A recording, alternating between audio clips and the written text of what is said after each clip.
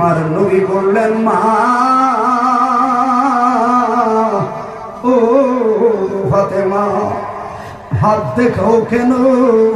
ফাতেমা কই ইয়া রাসূলুল্লাহ ইয়া হাবিবাল্লাহ মাওলানি গরিব রুটি বেলতে বেলতে হাতের মধ্যে ফুলবা পড়লো।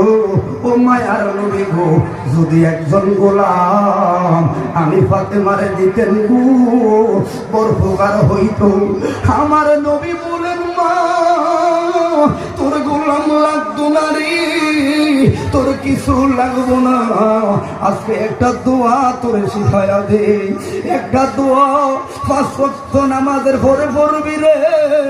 আমি দয়াল নবী কইয়া গেছি 5 ওয়াক্ত নামাজ পড়ির এই তসবিহটা পালন করবি রে। কাজ